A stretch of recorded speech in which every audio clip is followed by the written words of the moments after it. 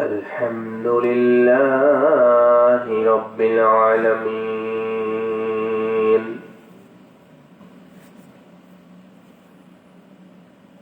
والصلاة والسلام على سيد الأنبياء والمرسلين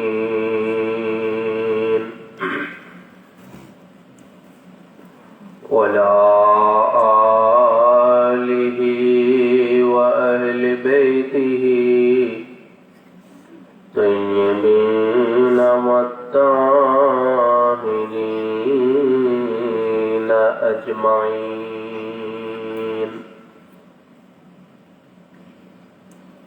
وخصوصا على سيدنا غوث العجم أمين المكين رؤوف الرحيم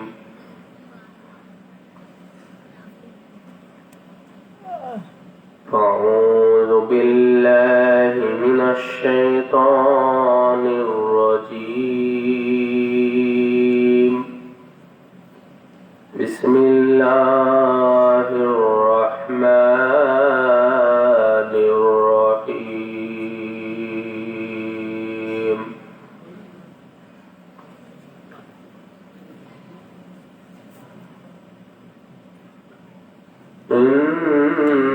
إنما يريد الله ليذهب عنكم الرجس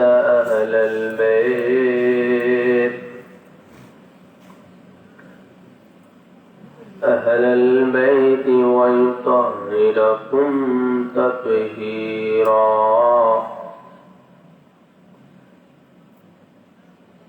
صدق الله العلي العظيم وصدق رسوله النبي الحبيب الكريم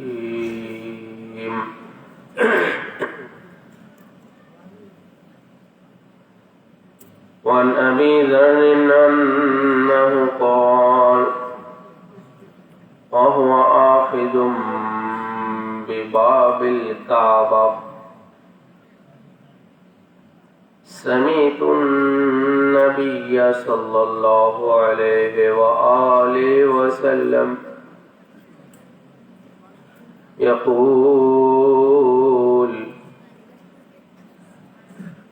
ألا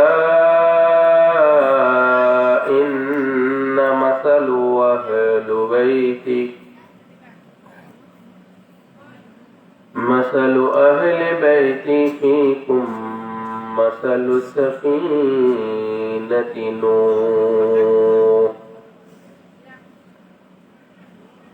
من ركبها نجا ومن تخلف عنها هلك أو كما قال عليه الصلاة والسلام وقال تعالى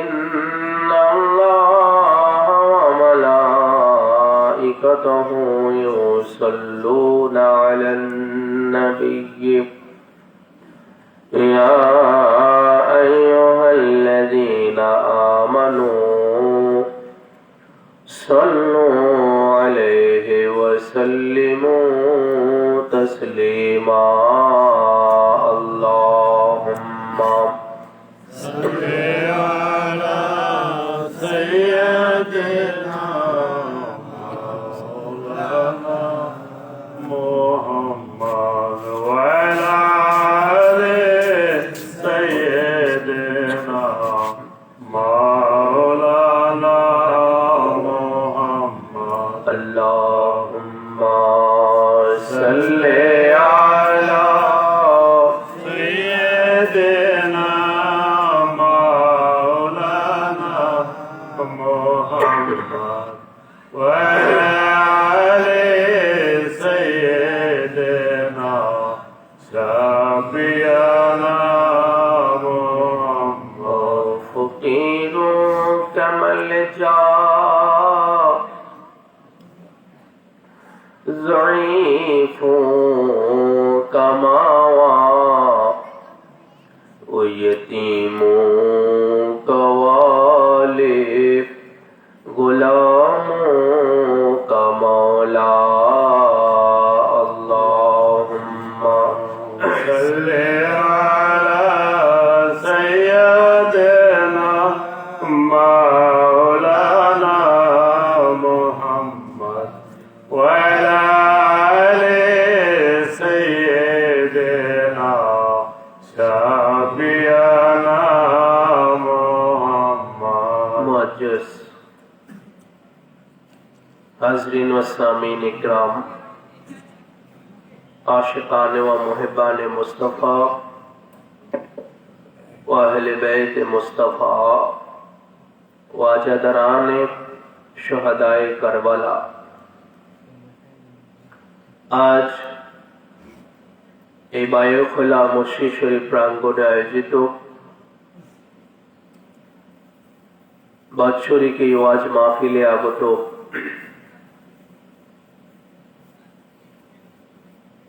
মুহিব্বানে আহলে বাইত ও আশিকানে রাসূল দূর দূরান্ত এবং অত্র এলাকা হতে সমবেত আমার সামনে উপবিষ্ট এবং পর্দার আড়ালে অবস্থানরত মা ও বোনেরা, আপনাদের সকলের প্রতি জানাই শুভেচ্ছা, মোবারকবাদ এবং আসসালামু আলাইকুম ওয়া রাহমাতুল্লাহ।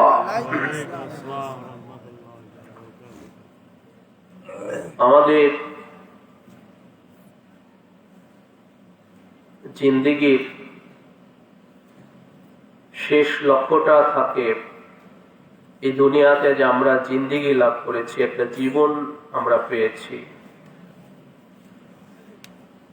এই জীবনের সর্বশেষ আমাদের চাওয়া লক্ষ্যটা কিন্তু পরিত্রাণ, নাজাত, ঠিক কিনা বলেন? যারা আমরা পরকালে বিশ্বাসী, পুনরুত্থানে আমরা বিশ্বাসী যে আমাদের এই জিন্দেগির একদিন অবসান ঘটবে, এই দুনিয়ার একদিন অবসান ঘটবে, পৃথিবী একদিন অবসান ঘটবে, প্রলয় হয়ে যাবে। কুল্লু মান আলাইহা ফান, সবকিছুই ফানা ফান হয়ে যাবে, ধ্বংস প্রলয় হয়ে যাবে। অতঃপর আবার পুনরুত্থান হবে, আবার সবাইকে আবার উঠানো হবে, সবাইকে উঠিয়ে একত্রিত করা হবে। সমস্ত বনি আদমকে, আদম সন্তান মানব জাতিকে একত্রিত করা হবে, জমায়েত করা হবে। সেই একত্রিত এবং জমায়েতকে আমরা বলি হাসর। হাসর শব্দের অর্থই হচ্ছে একত্রিত হওয়া। যেই ময়দানে আমাদেরকে একত্রিত করা হবে, এই জন্য সেই ময়দানকে আমরা বলি হাসরের ময়দান, মানে একত্রিত হওয়ার মাঠ, জমায়েত হওয়ার মাঠ। সেই হাসরের ময়দানে বিচার প্রতিষ্ঠিত হবে। সেই বিচার দিবসের অধিপতি হবেন মহান আল্লাহ তাআলা, মালিক ইয়াউমিদ্দিন। সেই বিচার দিবসেও, সেই বিচারেও আমরা কিন্তু পরিত্রাণ আশা করি, করি কিনা বলেন? নাজাত, মুক্তি আশা করি। দুনিয়াতে আমরা যখন কোনো বিচারের সম্মুখীন হই, দেখেন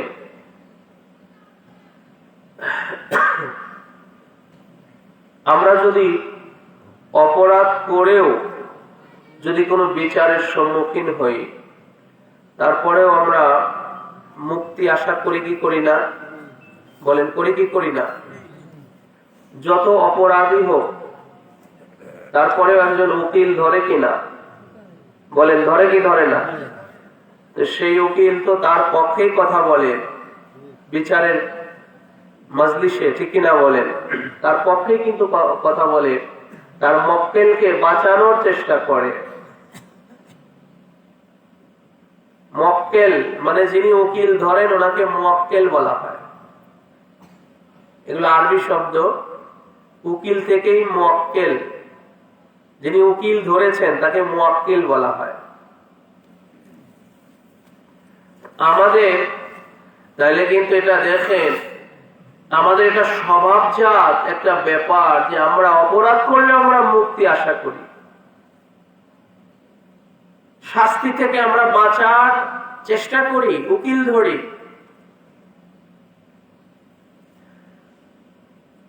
এহকালে যদি আমরা বিচারের কাঠগড়ায় দাঁড়িয়ে যদি আমরা মুক্তি আশা করি, তো পরকালে আমরা করি কি করি না? বলেন সবাই, পরকালের ক্ষেত্রে আমরা করি কি করি না ভাই? তো সেই নাজাত মুক্তি আমাদের কোথায় আছে? সেই নাজাত এবং মুক্তিটা আমাদের কোথায়?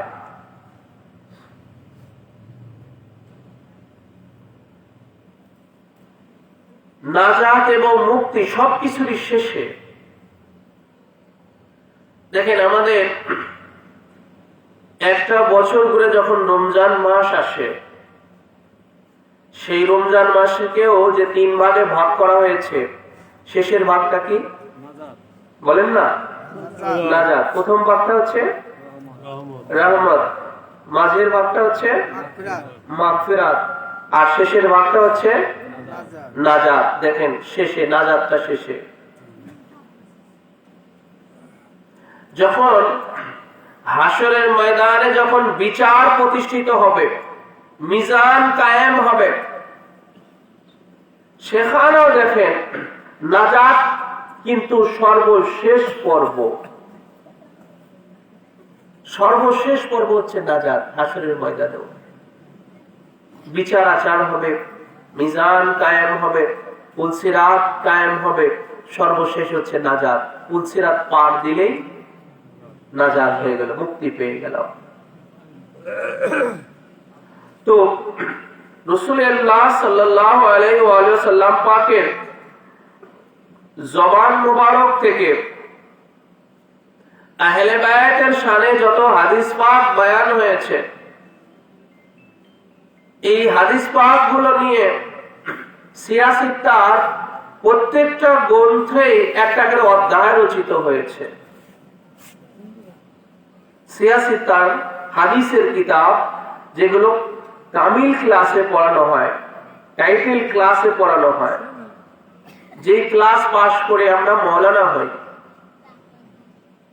এবং দাওরা ক্লাসে পড়ানো হয়, যে দাওরা ক্লাস ফারেগ হয়ে, মানে দাওরা ফারেগ হয়ে বের হয়ে আসে শিক্ষার্থীরা। তো মিশকাত শরীফের যে হাদিসের একখানা বহুল মশহুর একখানা কিতাব আছে হাদিস শরীফের, মিশকাতুল মাসাবি। এই মিশকাতুল মাসাবি এর মধ্যেও আহলে বায়াতের শানে একটা অধ্যায় আছে, নবী বংশের উপর একটা অধ্যায় আছে, একটা চ্যাপ্টার আছে। যদিও এই চ্যাপ্টারটা, আহলে বায়াতের চ্যাপ্টারটা মাদ্রাসাগুলোতে পড়ানো হয় না। কেন? এই চ্যাপ্টারটা সিলেবাস ভুক্ত নয়। আজ পর্যন্ত আহলে বায়াতের এই অধ্যায়টা মাদ্রাসা ডিপার্টমেন্টের এই কামিল ক্লাসের আগ পর্যন্ত, দাওরা ক্লাসের আগ পর্যন্ত শুধুমাত্র এই মিশকাত শরীফ পড়ানো হয়। হাদিসের এই কিতাব মিশকাত শরীফ পড়ানো হয়। আজ পর্যন্ত আহলে বায়াতের এই অধ্যায়টা সিলেবাস মুক্ত হয় নাই। এই কারণে মৌলভী সাহেবরা আহলে বায়াত জানে না। আহলে বায়াতের কথা যে শুধু আমরা বলি ভাই, সেটা নয়, আমরা যে আমাদের নিজেদের থেকে বলি সেটা না, এটা হাদিসের প্রত্যেকটা কিতাবের মধ্যেই আহলে বায়াতের একটা করে অধ্যায় আছে। কিন্তু বলতে পারেন যে তাহলে এই হাদিসের কিতাবগুলো সকল মাদ্রাসাতে পড়ানো হইতেছে, সব মাদ্রাসাতেই, আলিয়া মাদ্রাসা বলেন আর কওমি মাদ্রাসা বলেন, সব মাদ্রাসাতেই মিশকাত শরীফ পড়ানো হইতেছে, সিয়াসিত্তা পড়ানো হইতেছে, তাহলে কেন মৌলভী সাহেবরা আহলে বায়াতের কথা বলে না? এর অন্যতম কারণ হলো যে প্রথমত এই অধ্যায়টা সিলেবাসভুক্ত হয় নাই। আর একটা কারণ হলো যে এই অধ্যায়টা, এই আহলে বায়াতের অধ্যায়টা প্রত্যেকটা কিতাবের শেষে রাখা হয়েছে একদম, যার কারণে শিক্ষার্থীরা শেষ পর্যন্ত আর যেতেই পারে না, ওই আগে থেকে কিছু করে কোনো মতো পাশ করে বের হয়ে চলে আসে, শেষ পর্যন্ত আর যাওয়ারই সুযোগ পায় না।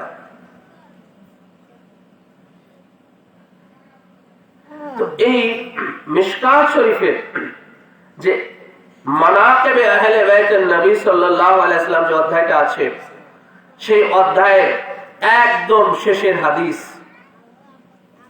এটা মিশকাত শরীফের ফটোকপি, মূল কিতাব থেকে ফটোকপি করা। কারণ এর মূল কিতাব এক একটা এত বড় আর এত ওয়েট যে সচরাচর আমাদের এত দূরে এই কিতাবগুলো আনা সম্ভব হয় না। এটা মিশকাত শরীফ থেকে একদম ফটোকপি করা, হুবহু মূল কিতাব থেকে। আপনারা পৃষ্ঠার নাম্বার আমি বলে যাচ্ছি মিশকাত শরীফের মূল কিতাব থেকে। আপনাদের এদিকেও যদি কোনো মৌলভী সাহেব থাকেন যিনি মিশকাত শরীফ মূল কিতাব থেকে পড়তে পারেন,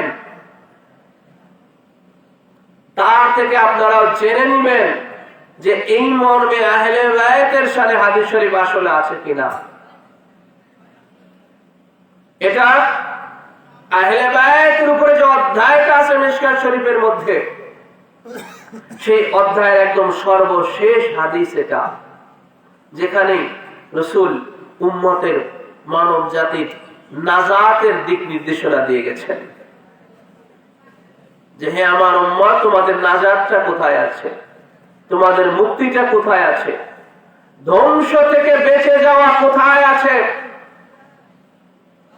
নদী পার হওয়ার সময় আমরা যখন জাহাজে চড়ি, লঞ্চে চড়ি,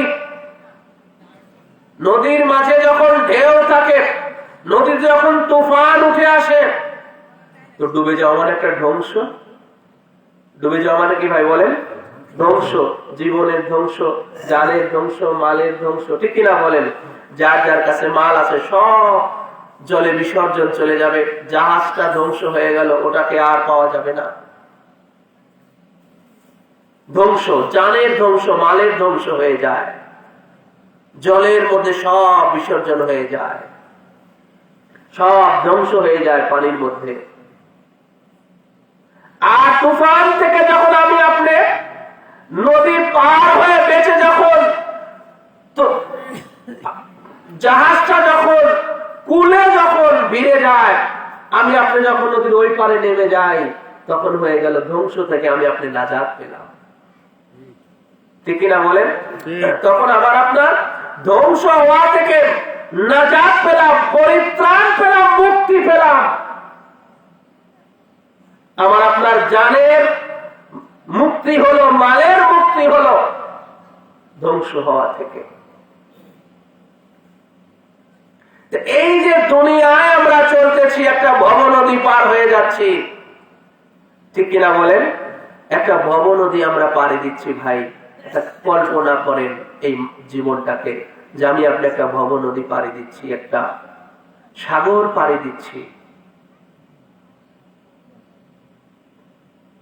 তো রাসূলুল্লাহ সাল্লাল্লাহু আলাইহি ওয়া সাল্লাম পাক তিনার এই হাদিসে পাকের মধ্যে এমনই একটা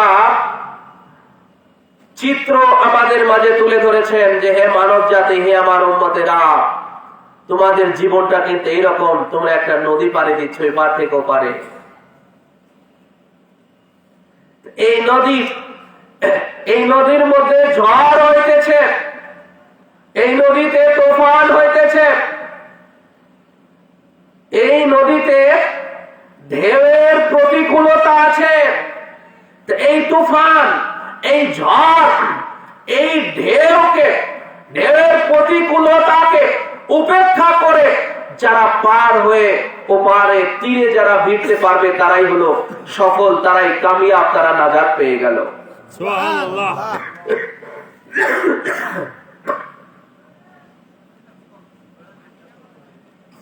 عن أبي جهل رضي الله تعالى عنه أنه قال وهو آخذ بباب الكعبة হযরত আবু যার গিফারি উনি রাসূলুল্লাহ সাল্লাল্লাহু আলাইহি ওয়া সাল্লাম পাকের একজন জলিল কদর সাহাবী ছিলেন।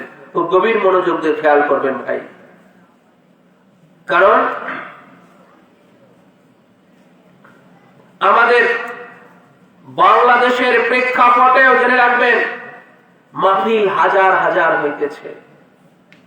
সারা বাংলাদেশ আমাদের ছোট্ট একটা দেশ, এই দেশকে যদি আমরা বিবেচনা করি, দেশের দিকেও যদি আমরা লক্ষ্য করি, দেখবেন যে আমাদের সারা বাংলাদেশে 63টি জেলায় প্রত্যহ শত শত মাহফিল হইতেছে, ঠিক কিনা বলেন? এই শীতের মৌসুমে আপনি শুধু রাজবাড়িতেই আপনি দেখেন যে প্রত্যেক দিন কতগুলো মাহফিল হইতেছে, ঠিক কিনা বলেন? প্রত্যেক দিন শুধু একটা জেলা আপনি ইয়া করেন, এরকম 63টি জেলায় কত শত শত মাহফিল হইতেছে প্রত্যহ। বিভিন্ন ব্যানারে, তাফসিরুল কোরআনের ব্যানারে দোয়া মাহফিল, ইসালে সওয়াব, হালকায়ে জিকির, শেষ নাই, আছে কি নাই বলেন? কিন্তু ওই আহলে বায়াত পাক মাজাতের সাথে কয়টা মাহফিল হচ্ছে, তাই না? প্রত্যেকটা হাদিস, কোরআন, তাফসিরুল কোরআনের মাহফিল যে আমরা বলি ভাই, তো কোরআনে কি, কোরআনের মধ্যে আহলে বায়াতের কথা আছে কিনা আপনারা ঈমান থেকে স্বীকার করেন? আহলে বায়াতের কথা, নবী বংশধরের কথা কোরআন পাকের মধ্যে আছে কি নাই? অনেক জায়গাতে আছে।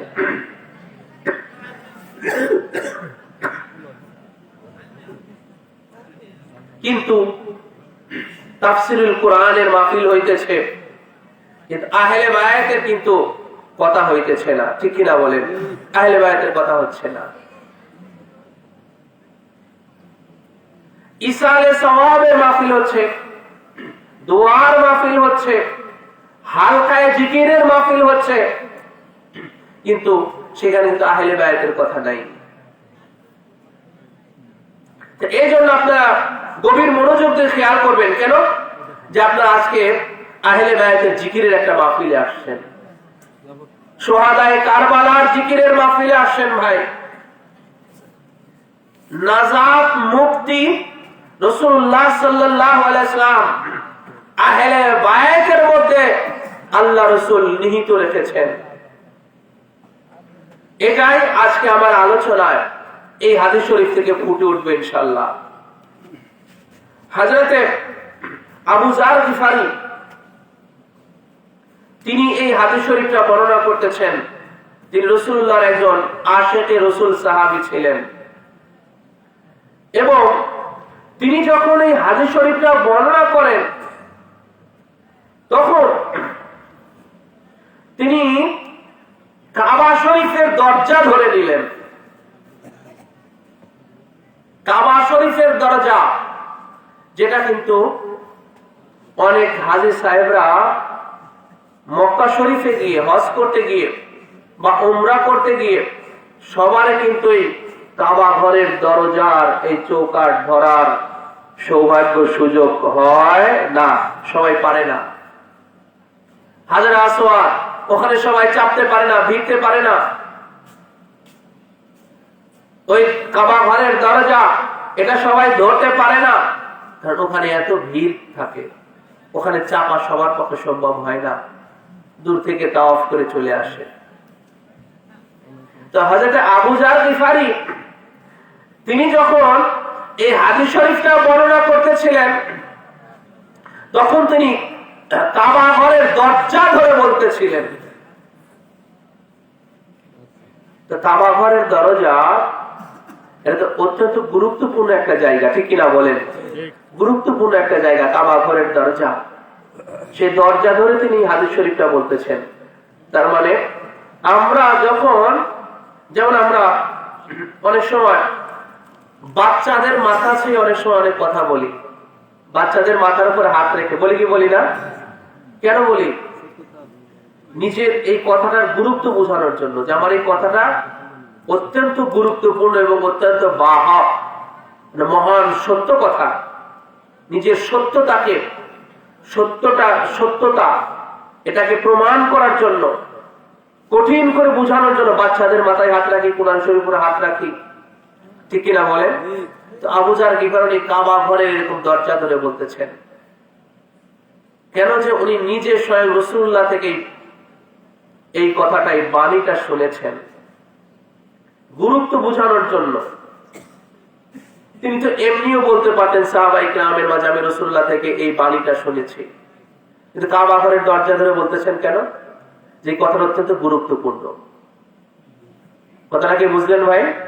এই কথাটা অত্যন্ত গুরুত্বপূর্ণ কথা, যার কারণে উনি কাবা ঘরের দরজা ধরে বলতেছেন ওহুয়া আখিজুম অর্থ ধর্মওয়ালা। উনি বলতেছেন, হে আল্লাহর নবীর সাহাবীরা জেনে রেখো, আমি কাবা ঘরে বাইতুল্লাহ শরীফ আল্লাহর ঘরের দরজা ধরে আমি বলতেছি যে সামিতুন নাবিয়্যা সাল্লাল্লাহু আলাইহি ওয়া সাল্লাম, আমি নবী পাক সাল্লাল্লাহু আলাইহি সাল্লাম থেকে আমি স্বয়ং নিজে শুনেছি। সুবহানাল্লাহ। উনি বলতেছেন না যে আমি অমুকজনের কাছ থেকে শুনেছি, সে আবার রাসূলুল্লাহ থেকে শুনেছে, না, উনি সরাসরি বলতেছেন যে সামিতুন নাবিয়্যা, আমি স্বয়ং রাসূলুল্লাহ থেকে শুনেছি। রাসূলুল্লাহ আর আমি, এর মাঝে আর কোনো মিডিয়া নাই, কোনো মাধ্যম নাই, তৃতীয় কেউ নাই। আমি সরাসরি আমার নবী থেকে আমি শুনেছি। কি শুনেছি? ইয়াকুল, তিনি ইরশাদ করেছেন, আমি তিনাকে বলতে শুনেছি। তিনি বলেছেন যে আলা, সাবধান, হুঁশিয়ার, জেনে রেখো। এই যে দেখেন, সাবধান করা হচ্ছে, হুঁশিয়ার করা হচ্ছে। তো সাবধান করা হয় কিসের ক্ষেত্রে? বিপদের ক্ষেত্রে, ঠিক কিনা বলেন ভাই? সাবধান করা হয় কোন ক্ষেত্রে? সামনে বিপদ, বিপদের ক্ষেত্রে সবসময় সাবধান করা হয়, সতর্ক করা হয়, ঠিক কিনা বলেন? ডেঞ্জার বলা হয়, তাই না? ডেঞ্জার, সাবধান, সামনে বিপদ আছে। তো রাসূলুল্লাহ এই হাদিস শরীফ এর মূল কথা তুলে ধরার আগে আলা শব্দটা হরফে তামবি বলা হয়। এটাকে হরফে তামবি মানে যেই অব্যয় দিয়ে সতর্ক করা হয়, আরবিতে সেটাকে বলে হরফে তামবি। রাসূলুল্লাহ এই হরফে তামবি ব্যবহার করলেন। হুজুর বললেন যে আলা, সাবধান, সতর্ক, যে ইন্না মাসালু আহলে বাইতি ফিকুম, জেনে রেখো হে আমার উম্মতেরা, হে মানব জাতিরা, তোমাদের মধ্যে আমার আহলে বায়াতের মিসাল হলো সেই রকম। হুজুর আহলে বায়াতের মিসাল দিতেছেন যে আমার আহলে বায়াতকে তোমরা কিভাবে নিবে। আমি আমার যে আহলে বায়াতকে রেখে গেলাম, এই অধ্যায়ের পহেলা হাদিস, এই অধ্যায়ের মিশকাত শরীফের অধ্যায়ের পহেলা হাদিস যে আহলে বায়াত কারা,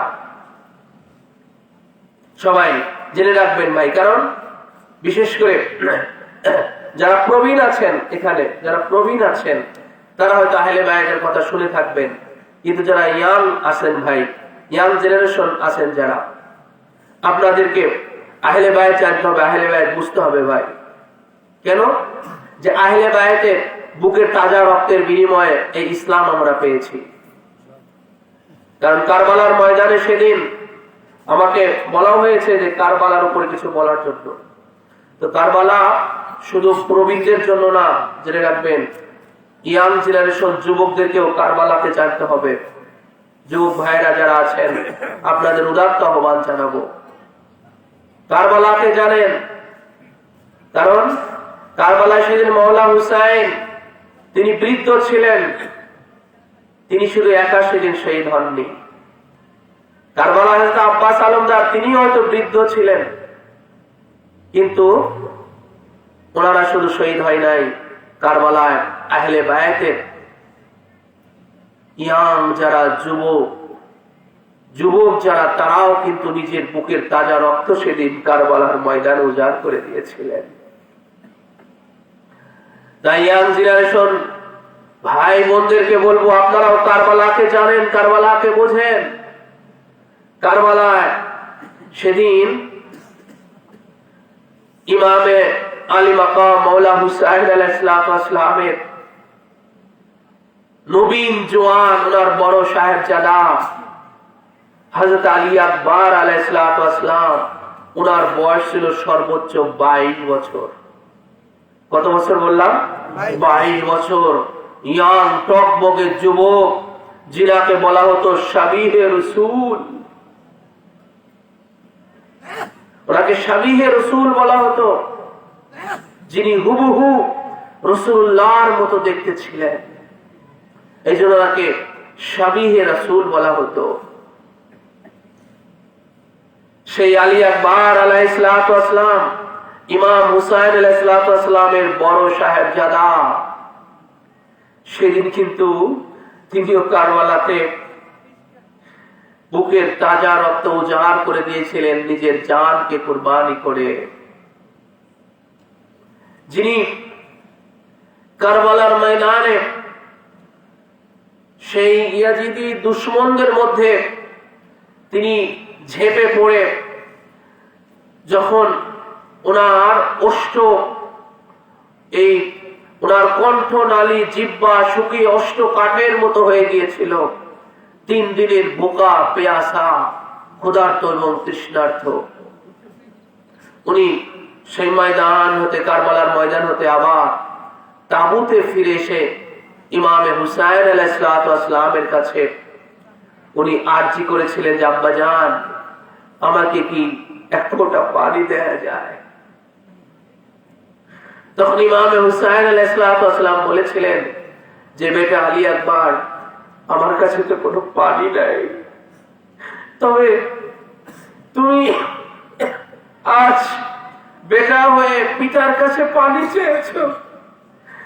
আজ আমি হুসাইন কারবালা এতটা মজবুর, খোদার সেই মর্জি, খোদার ইচ্ছা বাস্তবায়ন করার জন্য মওলা হুসাইন কারবালায় এমন এক আজিম ইমতিহান আজকে কারবালায় দিতেছেন, যার কারণে আজকে নিজের সামনে নিজের নবীন জওয়ান বেটা আলী আকবর তৃষ্ণায় কাতর হয়ে যখন পিতার কাছে পানি চাইতেছেন, তখন মওলা হুসাইন বলতেছেন যে, বেটা আজ আমার কাছে পানি নাই, কারণ আমি আজ মহান পরীক্ষায় নেমেছি। তো তুমি যেহেতু আজকে আমার কাছে পানি চেয়েছো, তবে আমি পিতা তোমাকে একদম, আমি তোমাকে ছেড়ে দিতে পারি না, তবে তুমি আমার মুখের মধ্যে তোমার জিহ্বাটা তুমি ভরে দিয়ে দেখো যে তুমি কিছু পাও কিনা, আমার মুখ থেকে তুমি কিছু পাও কিনা। আমার হাতে তো পানি নাই, তোমার মুখে দেখো তুমি কিছু পাও কিনা। হযরত আলী আকবর আলাইহিস সালাম যখন মওলা ইমামে হুসাইন আলাইহিস সালামের মুখের মধ্যে যখন ওনার জিহ্বা মোবারকটা ভরে দিলেন, ভরে দেওয়া মাত্র আমার জিহ্বাটা বের করে নিয়ে এসে বললেন যে, আব্বাজান, আপনার জিহ্বা আমার জিহ্বা থেকে আরো শুকিয়ে গেছে।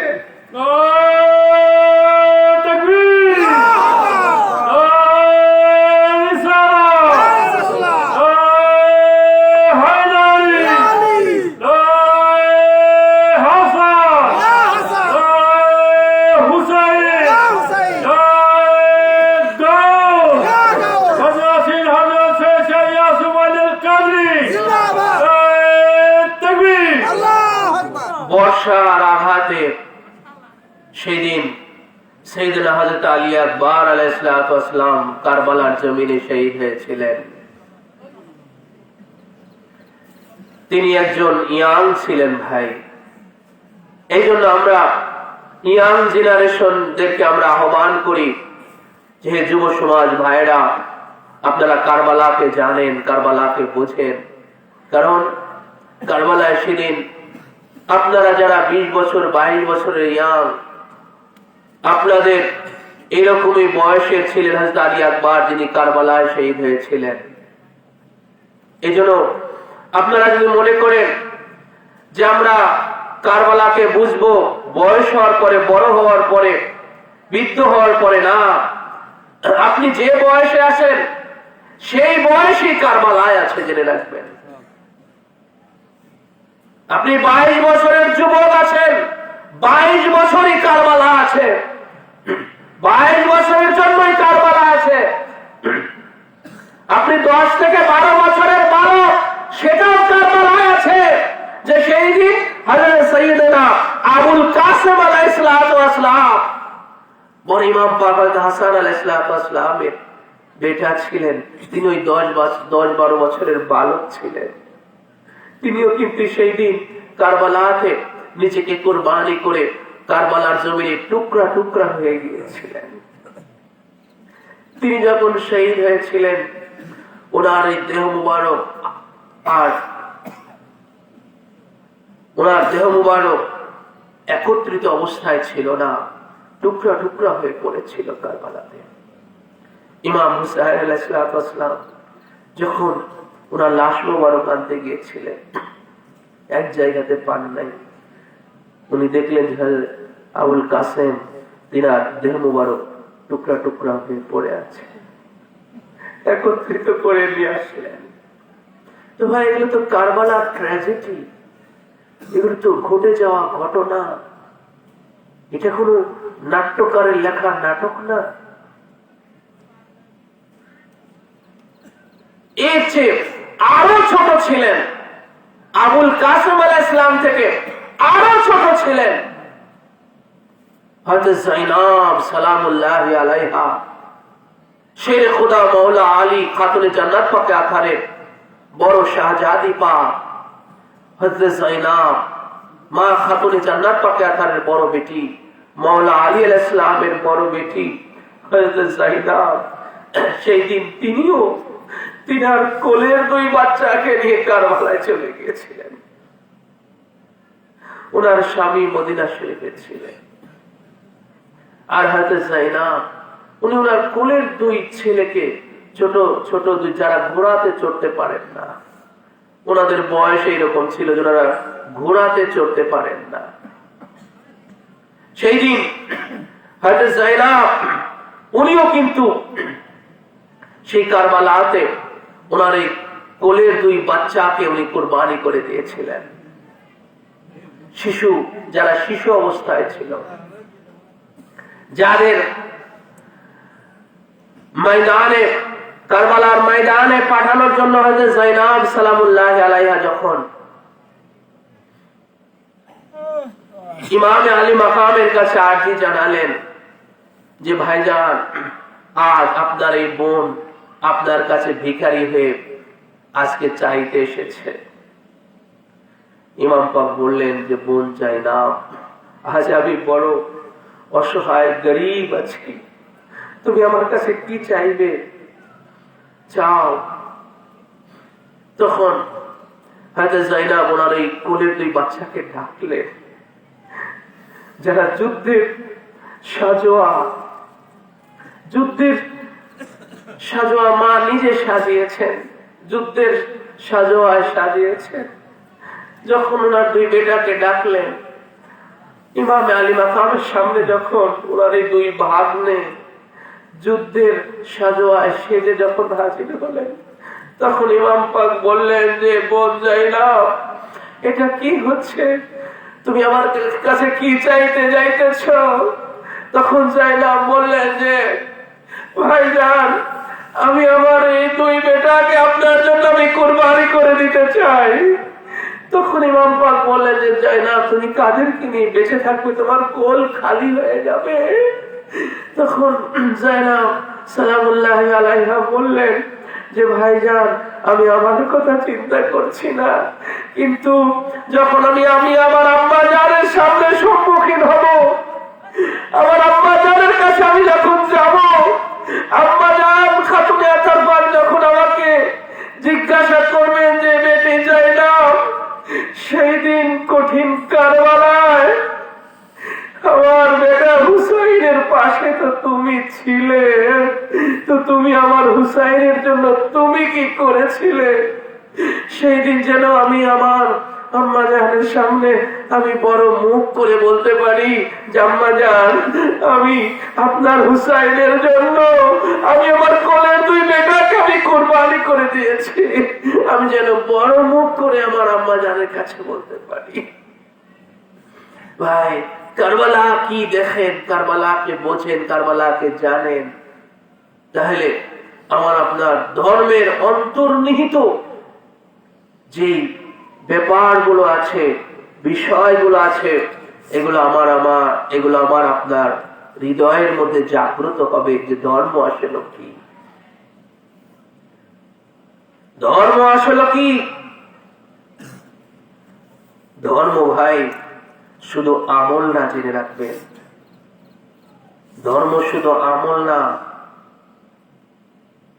ধর্মের এগুলো প্রাণ। আহলে বায়াতকে জানা, কারবালাকে জানা, বোঝা, এটা ধর্মের প্রাণ, এটা ধর্মের প্রাণ ভাই। এই প্রাণকে আগে সঞ্চার করতে হবে, আগে প্রাণ সঞ্চার করতে হবে, যেটা তাহলে আমার আপনার এই ধর্মের আমলি জিন্দেগি, আমার আপনার সফলতা আসবে। প্রাণ ছাড়া ভাই, ধর্মের প্রাণ যদি সঞ্চার না থাকে আমার আপনার ভিতরে, এই আমলি জিন্দেগি আমার আপনার বিফল হবে, জেনে রাখবে।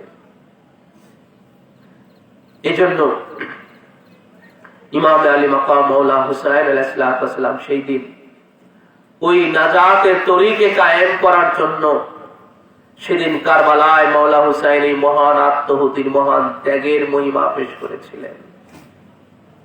এই জন্য বলেছি যে কারবালা শুধু প্রবীণদের জন্য না, বৃদ্ধদের জন্য না, কারবালায় ইয়াং জেনারেশনকেও জানতে হবে। কারণ কারবালায় সেদিন আহলে বায়াতের যুবক, তাজা টকবগে যুবকেরাও সেদিন মহান আত্মহুতি দান করেছিলেন। কারবালা বালকদেরকেও জানতে হবে, শিশু কিশোরদেরকেও কারবালার মহিমা শিশুদের মধ্যেও জাগ্রত করে দিতে হবে।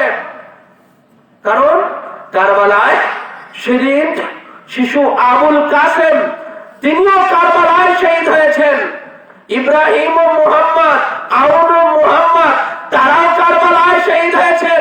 এমনকি 6 মাসের দুগ্ধপোষ্য শিশু সাইয়েদনা হযরতে আলী আসগার আলাইহিস সালাম সেই দিন কারবালায় সেই রক্তে রঞ্জিত হয়েছেন। নারায়ে তাকবীর, নারায়ে রিসালাত, নারায়ে রিসালাত, নারায়ে হাসান, নারায়ে হাসান। কারবালা থেকে কেউই কারবালা থেকে মুক্ত না, জেনে রাখবেন। কারবালায় বৃদ্ধ আছে, কারবালায় যুবক আছে, কারবালায় শিশু কিশোর, সবাই 6 মাসের দুগ্ধপোষ্য ভাই কারবালায় শহীদ হয়ে গেল। এটা পুরুষদের একটা জামাত, আহলে বায়াতের একটা জামাত কারবালায় শহীদ হয়ে গেল। কারবালায় মাজলুম হলো নবী পরিবারের নারীরা, মেয়েরা কারবালায় মাজলুম হলো। এই জন্য নারী সমাজকেও কারবালাকে জানতে হবে। নারী সমাজকেও, নারী সমাজের নারীর যে বয়সী হোক না কেন, জাইনাব সালামুল্লাহি আলাইহা থেকে শুরু করে হযরত সাকিনা সালামুল্লাহি আলাইহা, দেখেন ছোট্ট শিশু বালিকা হযরত সাকিনা সালামুল্লাহি আলাইহা, ইমাম হুসাইন ছোট শাহজাদি পাক ছিলেন।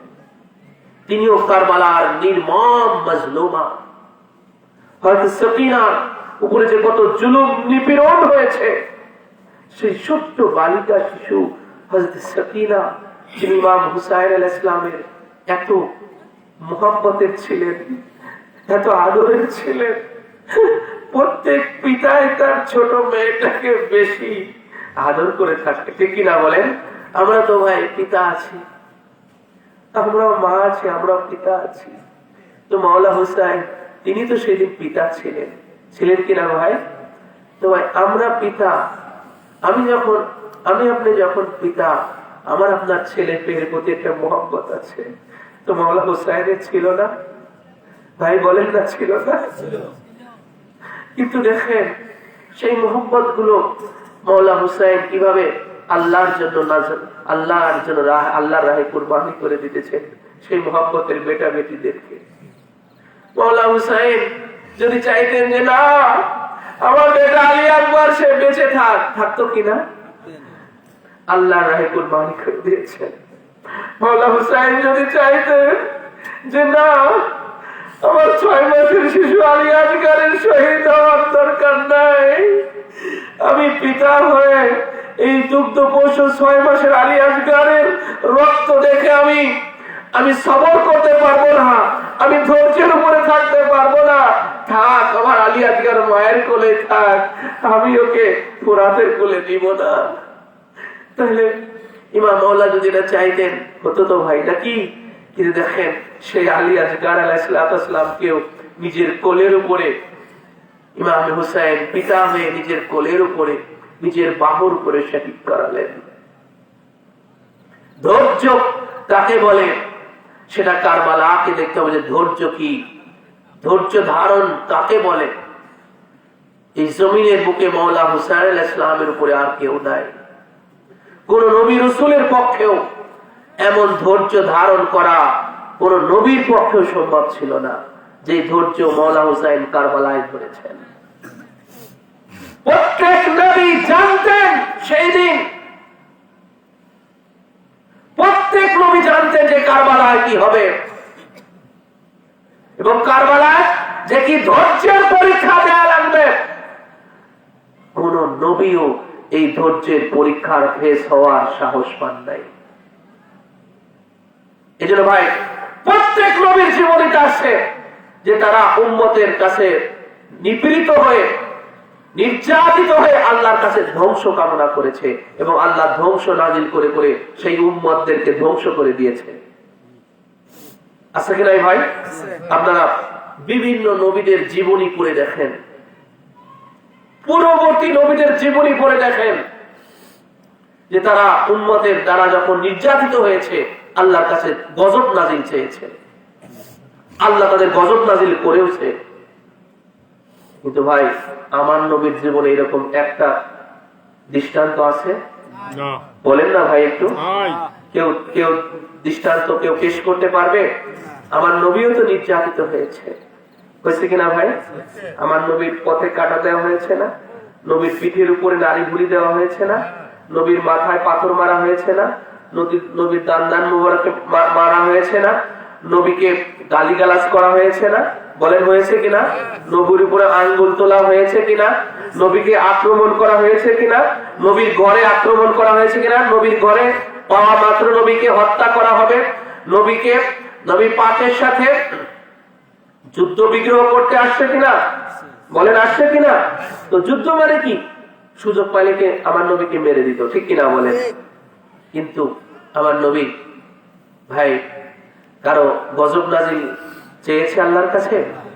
আমার নবীকে যারা মাথা ফাটিয়ে দিয়েছে, দাঁত মোবারক ভেঙে দিয়েছে, আমাদের নবী কি গজব চেয়েছে? জান নাই। এই জন্য আমাদের নবী হলো রহমাতুল লিল আলামিন। বলুন সুবহানাল্লাহ। এই জন্য কোন নবী রহমাতুল লিল আলামিন না, কোন নবী রহমাতুল লিল আলামিন না, আমাদের নবী পাক হচ্ছে রহমাতুল লিল আলামিন। এগুলো বুঝতে হবে ভাই। এই জন্য নবী পাক সাল্লাল্লাহু আলাইহি ওয়া সাল্লাম পাকের খানদান পাকের একটা জামাত সেদিন কারবালায় মাজলুমি অবস্থায়, ভোকা পিয়াস অবস্থায় শাহাদত বরণ করেছেন। নারীরাও সেদিন নবীর ঘরের মেয়েরা যারা ছিল, মওলা আলীর বেটিরা যারা ছিল, খাতুনে আতার পাকের ঘরের মেয়েরা যারা ছিল, সেদিন তারাও কিন্তু রেহাই পায় নাই, তারাও নির্যাতনের শিকার হয়েছে। ঠিক কিনা বলেন? এই রমণীদেরকে কারবালাতে ইনাদের উপরে জুলুম করা হয়েছে। যে পহেলা হচ্ছে ইনাদের মাথার চাদর কেড়ে দেওয়া হয়েছে। এই পর্দানসীন নারীরা, খাতুনে আতার পাকের ঘরের মেয়েরা যারা পর্দানসীন সদা সর্বদা, তিনাদের মাথার চাদর কেড়ে দেওয়া হয়েছে। ইনারা যে তাঁবুতে ছিলেন, তাঁবুতে আগুন লাগিয়ে দেওয়া হয়েছে। ইনারা যখন তাঁবু থেকে বের হতে বাধ্য হয়েছেন, তখন তাদের মাথার চাদর কেড়ে দেওয়া হয়েছে। একটা নারীকে অসম্মান করা হলো তার উপরে সবচেয়ে বড় জুলুম। ঠিক কিনা বলে? একটা নারীর গায়ে আঘাত করাচ্ছে, তার পর্দা কেড়ে নেওয়া, এটা হলো তার উপরে সবচেয়ে বড় জুলুম। জেনে রাখবেন, এটা একটা নারীর কাছে রাসূলুল্লাহ সাল্লাল্লাহু আলাইহি ওয়াসাল্লাম বলেছেন যে নারী জাতিকে সম্মান দিতে জানে না, সে নিচু বংশের পরিচয় দিল। তো কারবালায় যেই রাসূলুল্লাহর ঘরের নারীদের মেয়েদের সাথে যারা অসম্মানী করেছে, ওরা নিচু বংশের পরিচয় দিয়েছে। ওরা নিচু বংশ, ওরা হীন বংশ। আর নবী পরিবারেরা খানদানি বংশ, এনারা হাশিমি বংশ, এনারা খানদানি। আর উমাইয়া বংশ, এই উমাইয়া বংশ যারা কারবালায় হাশিমি বংশের উপর নির্যাতন করতেছে। ইয়াজিদ হলো উমাইয়া। ইয়াজিদ কি ভাই? উমাইয়া। এরা উমাইয়া, সবাই এরা উমাইয়া। এই উমাইয়া বংশেরা নিচু বংশ, এরা হীন বংশ। এই জমিনের বুকে জেনে রাখবে, এর চেয়ে নিকৃষ্ট বংশ জমিনের বুকে নাই। এই উমাইয়া বংশ এজিদি বংশ। তাই রাসূলুল্লাহ সাল্লাল্লাহু আলাইহি ওয়াসাল্লাম ইরশাদ করে গেলেন, যে হাদিস শরীফটা আমি আপনাদের সামনে এখনো শেষ হয় নাই। হুজুর বললেন যে, হে আমার উম্মতেরা, তোমরা আমার আহলে বায়াতকে কিভাবে দেখবে? আমি যে তোমাদের মাঝে আমার আহলে বায়াতকে রেখে গেলাম, আর কিয়ামত একদিন বাকি থাকতেও আমার আহলে বায়াত সেই দিনটার জন্য খালি থাকবে না। সুবহানাল্লাহ। কিয়ামতের একদিন বাকি থাকতেও আমার আহলে বায়াত খালি হবে না। কিয়ামতের, এটা রাসূলুল্লাহ, এটা আবু দাউদ শরীফের হাদিস, অর্থাৎ 86 তার হাদিস। হুজুরে পাক সাল্লাল্লাহু আলাইহি ওয়াসাল্লাম বলেছেন যে কিয়ামতের একটা দিনও যদি বাকি থাকে, তো সেই একটা দিনের জন্য আল্লাহ পাক অবশ্যই আমার আহলে বায়াতের থেকে একজনকে আল্লাহ প্রেরণ করবেন। তাকবীর,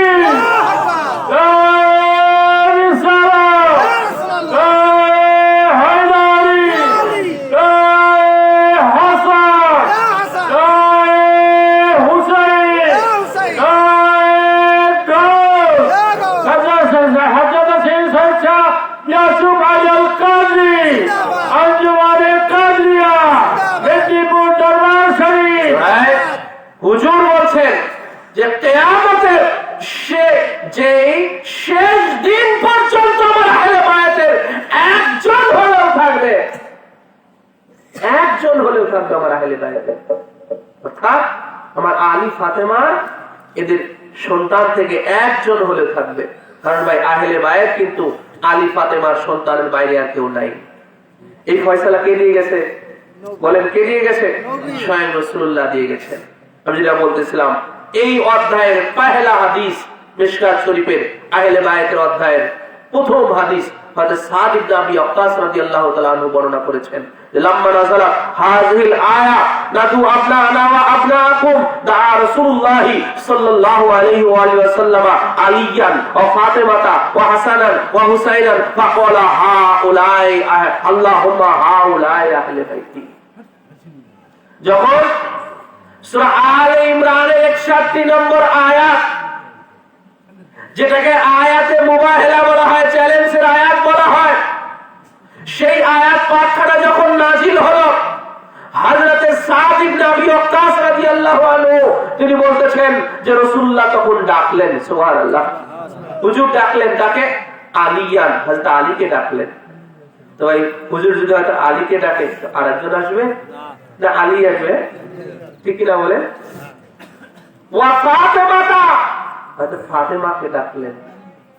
ওয়া হাসানান ওয়া হুসাইনান, এই দুটো ইমাম পাকে ডাকলেন। এরপরে হুজুর বললেন ফাকালা আল্লাহুম্মা হাউলাই আহলে বাইতি, হে আল্লাহ আমি যেই আলী ফাতেমা হাসান হুসাইনকে ডাকলাম, হে আল্লাহ ইনারাই হলো আমার আহলে বাইত, সুবহানাল্লাহ, ইনারাই হলো আমার বংশধর, ইনারাই আমার পরিবার।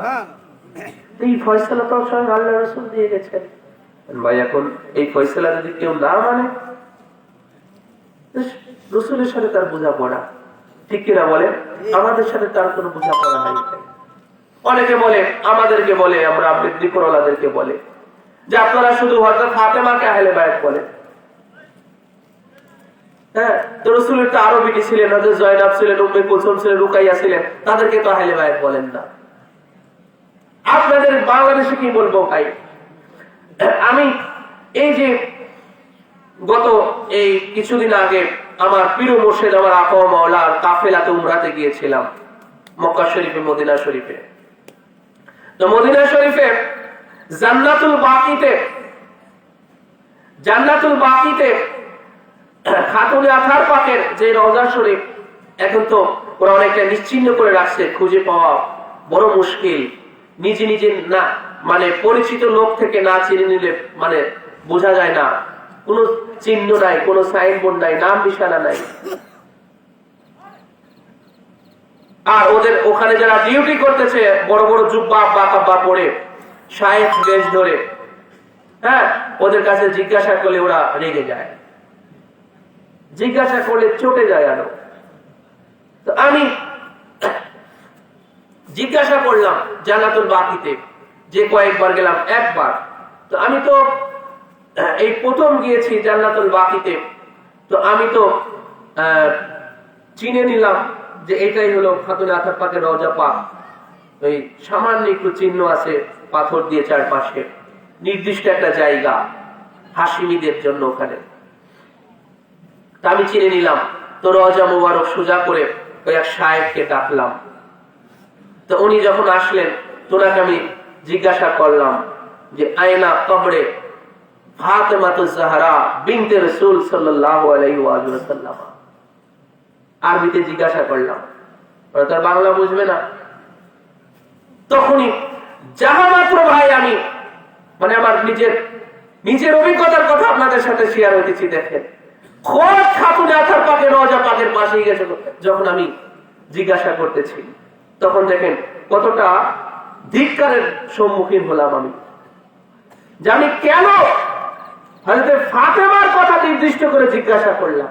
এটা হলো আমার অপরাধ, আমার উপরে চটে গেছে ওই সাহেব।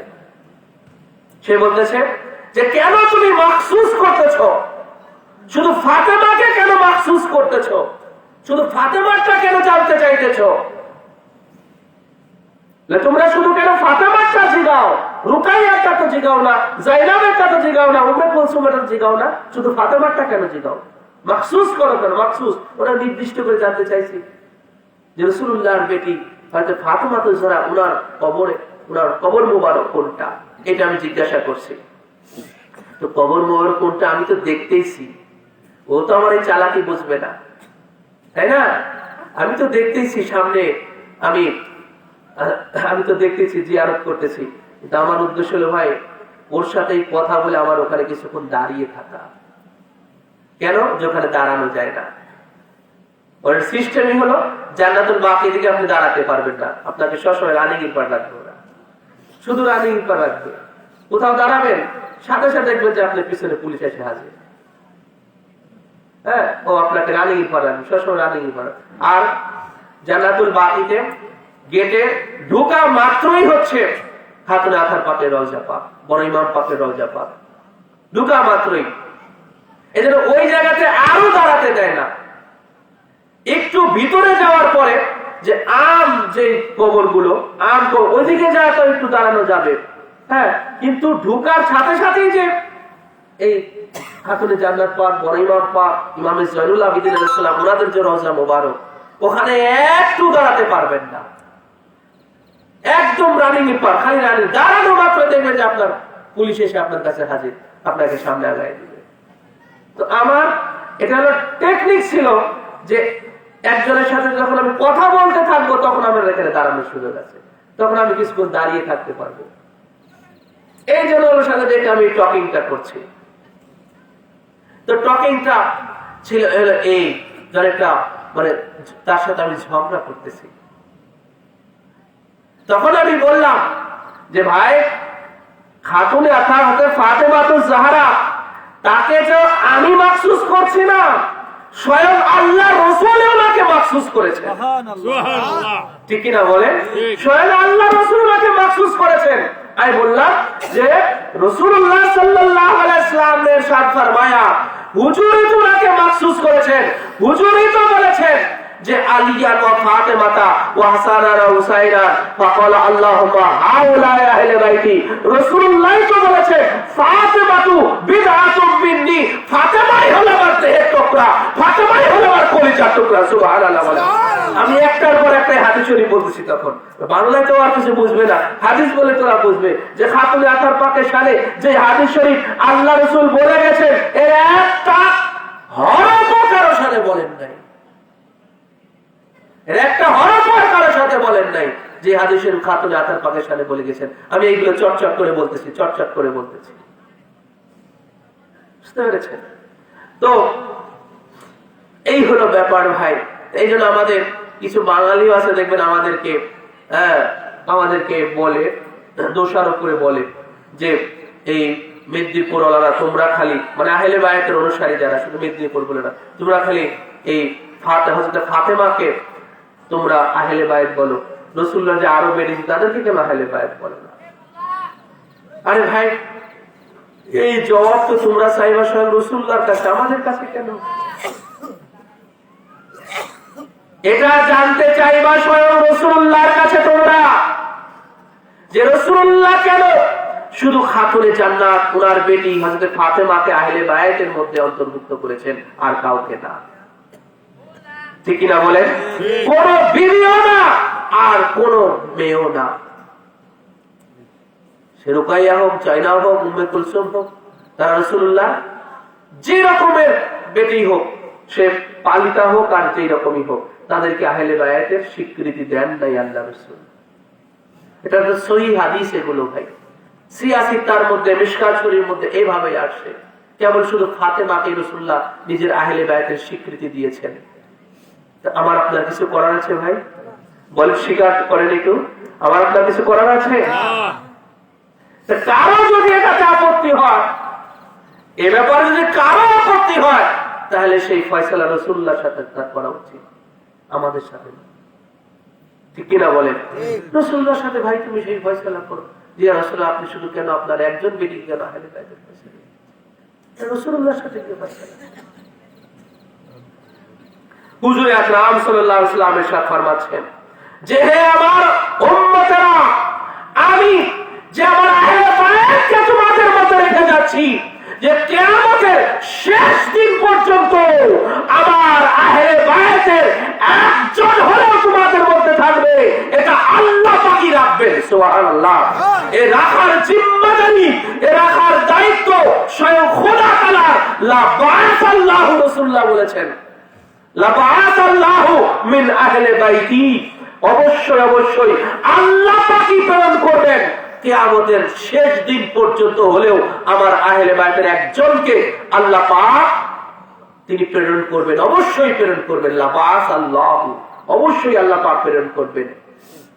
তো সে আমার আহলে বায়াতকে তোমরা কিভাবে দেখবে, কিভাবে বুঝবে, কিভাবে নিবে? তোমরা আমার আহলে বায়াতকে কিভাবে নিবে? আমার পরিবার আহলে বায়াত অর্থাৎ আলী, ফাতেমা, হাসান ও হুসাইন, আমি যাদেরকে আমার সামনে রেখে গেলাম, আর এদের থেকে যে কিয়ামত পর্যন্ত থাকবে, রাসূলুল্লাহ বললেন যে কিয়ামতের একদিন বাকি থাকতে আল্লাহ পাক আমার আহলে বায়াতের থেকে একজনকে প্রেরণ করবেন। সুবহানাল্লাহ। তো তোমরা কিভাবে নিবে আমার আহলে বায়াতকে? কিভাবে নিবে আমি বলে যাচ্ছি। হুজুর বললেন যে মাসালু আহলে বাইতে ফিকুম মাসালু সাফিনাতি নূহিন মান রাকিবাহা নাজা ওয়া মান তাখাল্লাফা আনহা হালাক আয় গারা।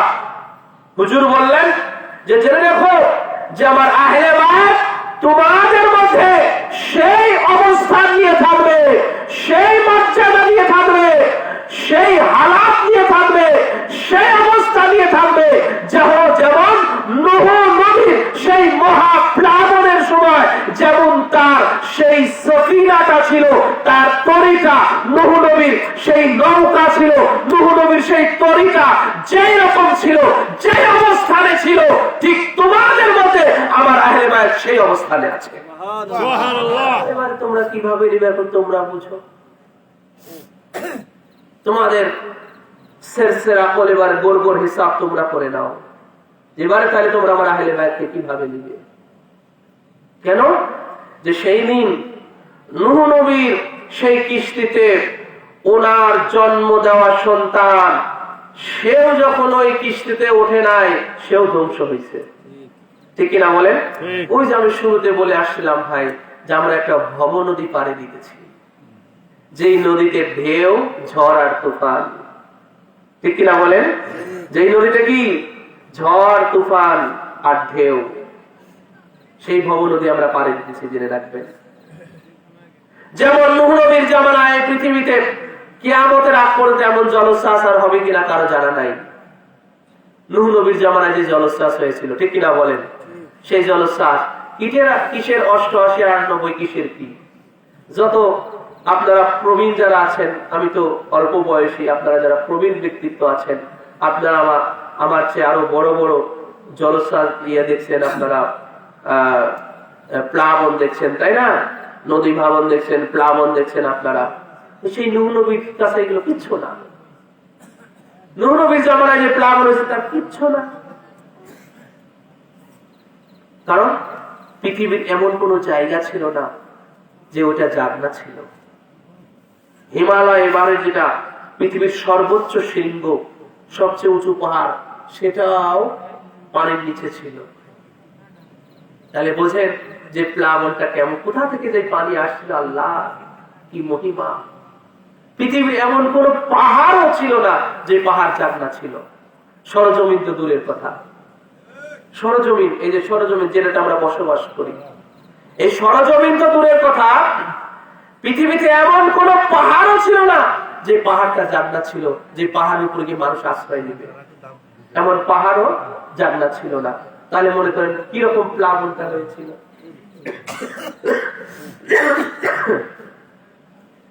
সেই মহাপ্লাবন বলা হয় ওটাকে। সেই মহাপ্লাবনে একমাত্র শুধু ভাসমান ছিল নূহ নবীর কিস্তিখানা, যেটা আল্লাহ পাক ওনাকে বানাতে বলেছিলেন। যে কিস্তি বানানোর সময় কাফের মুশরিকরা তিরস্কার করেছিল যে মহাপ্লাবনটা কি হবে, নূহ নবী কিস্তি নিয়ে ভাসবে, বলে আমরা উঁচু উঁচু জায়গাতে যাব, আমরা গাছে যাব, এইভাবে কাফের মুশরিকরা বলেছিল। নূহ নবীর কিস্তিতে আমাদের উঠা লাগবে না, আমরা প্রয়োজনে গাছের উপরে উঠবো, পাহাড়ের উপরে উঠবো।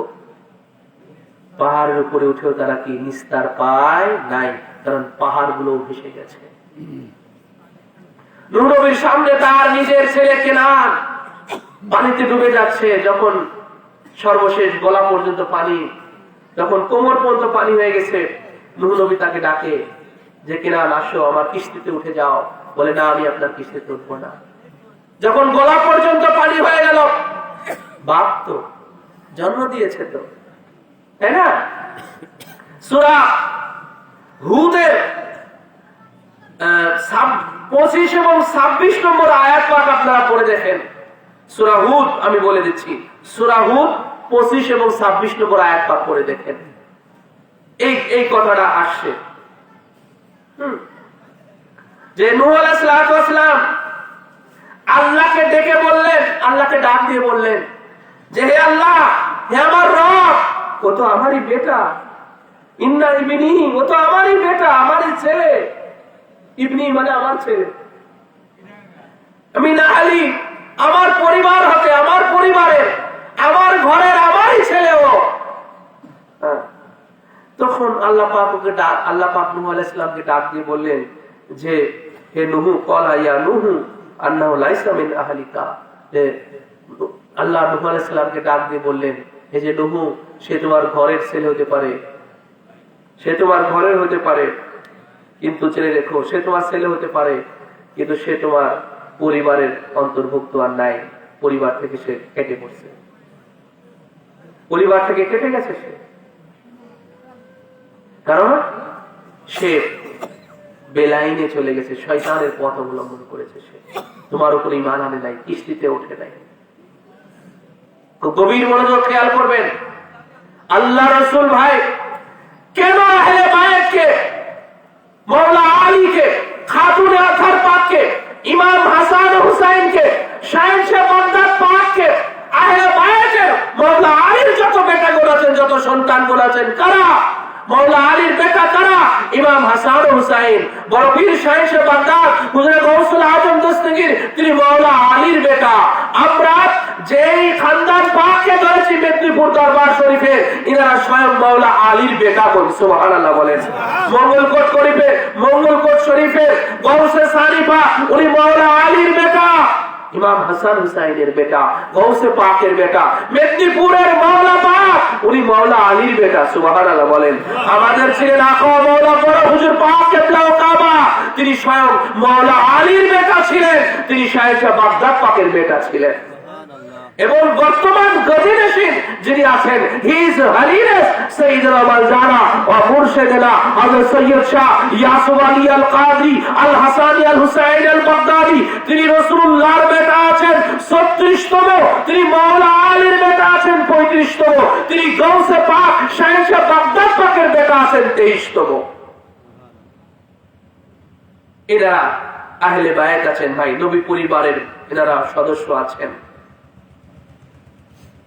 আল্লাহ পাক নূহ আলাইহিস সালামকে বললেন যে হে নূহ, কেনান তোমার বেটা হতে পারে, ও তোমার আর ঘরের ছেলে নাই, ও পরের হয়ে গেছে, শয়তানের হয়ে গেছে, ও তোমার ঘরের আর নাই, সে তোমার পরিবার থেকে সে কেটে পড়ছে। এই জন্য রাসূলুল্লাহ সাল্লাল্লাহু আলাইহি ওয়া সাল্লাম বললেন যে হে মানব জাতি, হে আমার উম্মত, আমি আমার আহলে বায়তকে তোমাদের মাঝে সেই নূহ নবীর কিস্তির ন্যায় আমি রেখে গেলাম। যারা ওই নূহ নবীর কিস্তির ঘটনাকে তোমরা জানো, কিস্তিকে জানো, কিস্তিকে রিসার্চ করো, কিস্তিকে বোঝো, কিস্তির বর্ণনা তোমরা জানো, শোনো, পড়ো যে কি হয়েছিল সেদিন। কিস্তিতে কেবলমাত্র যারা উঠেছিল তারাই ধ্বংস হওয়া থেকে বেঁচেছিল। ওই মহাপ্লাবনে যে আমাদের জান মাল ধ্বংস হয়ে যায়, জান মাল ধ্বংস হয়ে যায়, সেই দিন ওই কিস্তিতে যারা উঠেছিল তাদের জান রক্ষা হয়েছিল, মালের রক্ষা হয়েছিল, ঈমানের রক্ষা হয়েছিল। ঠিক কিনা বলেন?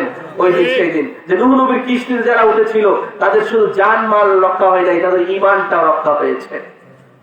ঠিক কিনা বলেন? আমরা যখন ভাই পদ্মা যমুনা পার হই, এখানে কিন্তু আমাদের ঈমানের কোনো ব্যাপার নাই, শুধু জান মালের ব্যাপার। ঠিক কিনা? পদ্মা নদী না, পদ্মা যমুনা যখন পার হই, শুধু জান মালের ব্যাপার, এখানে ঈমানের কোনো ব্যাপার নাই। কিন্তু রাসূলুল্লাহ যে চিত্রটা আমাদের মাঝে রেখে গেছেন, শুধু জান মাল না, ওখানে মূলত আমাদের ঈমানের রক্ষা আর ঈমানের ধ্বংস। ঠিক কিনা বলেন? ওই নূহ নবীর কিস্তিতে যারা উঠেছিল, জানের রক্ষা হয়েছে, মালের রক্ষা হয়েছে, ঈমান রক্ষা হয়েছে। আর যারা কিস্তিতে ওঠে নাই, ডুবে মরছে, অর্থাৎ জান গেছে, মাল গেছে, ঈমানও গেছে। ঠিক কিনা বলেন? তো রাসূলুল্লাহ যখন তিনার আহলে বায়তকে সেই নূহ নবীর কিস্তির সাথে দৃষ্টান্ত পেশ করলেন, উপমা পেশ করলেন, এই জন্য ভাই জেনে রাখবেন, আমরা ওই এক মহাপ্লাবনের এক ভবন নদী পাড়ি দিতেছি। জেনে রাখবেন, এক মহাপ্লাবন পাড়ি দিয়ে যাচ্ছে আমরা, এপার থেকে ওপারে, ভাসমান শুধু আহলে বায়ত নামক তরী। সুবহানাল্লাহ। নূহ নবীর প্লাবনে শুধু ওই একটাই কিস্তি ভাসমান ছিল। আর এই যে আমরা যে মহাপ্লাবন পাড়ি দিতেছি, যে মহাপ্লাবনে 73 দলের 72 দল ডুবে গেছে। ঠিক কিনা বলেন? রাসূলুল্লাহ বলেছেন যে আমার উম্মতের 73 দলের 72 দল জাহান্নামী হয়ে গেল, এক দল মাত্র জান্নাতি হলো। আছে কি নাই? এটা সিয়াসি তার 3 খানা কিতাবের মধ্যে আসছে। এই যে বুঝে নেন ভাই যে ওই মহাপ্লাবনে কারা ডুবে গেল। হুজুর যখন বললেন যে আমার উম্মতের 73 দলের 72 দল জাহান্নামী হয়ে গেল, এক দল মাত্র জান্নাতি হলো, তার মানে 73 দল ওই মহাপ্লাবনে নিমজ্জিত হয়ে ধ্বংস হয়ে গেল, এক দল মাত্র ওই ঝড়কে উপেক্ষা করে, তুফানকে উপেক্ষা করে, ঢেউয়ের প্রতিকূলতা থেকে উপেক্ষা করে তারা নাজাত পেয়ে উপরে চলে গেল। নারায়ে তাকবীর, নারায়ে রিসালাত, নারায়ে হায়দারি, নারায়ে হাসান, নারায়ে হুসাইন, নারায়ে জাল, নারায়ে শাহজাদি শাহ ইয়াসিন আল কাদরি, নারায়ে তাকবীর। এই জন্য হুজুর বললেন যে মান রাকিবাহা নাজা, যারা ওই কিস্তিতে উঠেছিল, চড়েছিল, তারা নাজাত পেয়েছিল। সেই দিন তাদের জান নাজাত পেয়েছে, মাল নাজাত পেয়েছে, ঈমান নাজাত পেয়েছে। আমান তাখাল্লাফা আনহা হালা, যারা সেই দিন ওই নূহ নবীর কিস্তিতে উঠে নাই তারাই ধ্বংস হয়েছিল। সেই নূহ আলাইহিস সালামের ছেলেও ধ্বংস হয়েছে, নূহ আলাইহিস সালামের ছেলেও সেদিন ধ্বংস হয়ে গেছে। এই জন্য রাসূলুল্লাহ, এই জন্য ভাই আমরা যে মহাপ্লাবন পাড়ি দিতে জেনে রাখবেন, এই মহাপ্লাবনে কেবলমাত্র শুধু আহলে বায়েত নামক তরিটা ভাসমান আছে। যারা এই আহলে বায়েত নামক তরি যারা আঁকড়ে ধরবে, এই তরিতে যারা চলবে, তারাই এটাকে ওভারকাম করে তারা নাজাত প্রাপ্ত হয়ে যাবে। আল্লাহ পাক আমাদের এই ধর্ম কর্ম সবকিছু যেন আমরা নবী পরিবার আহলে বায়েত আউলিয়া ইকরামকে আঁকড়ে ধরে আহলে বায়েতের পথের প্রতীক হয়ে যেন আমাদের এই ধর্মীয় জীবন আমরা পরিচালনা করতে পারি, অতিক্রম করতে পারি। আল্লাহ পাক আমাদের কবুল ও মঞ্জুর করুন। সবাই বলি আমিন। আমা আলাইনা ইল্লাল বালাগ। আসসালামু আলাইকুম ওয়া রাহমাতুল্লাহি তাআলা ওয়া বারাকাতুহু। আর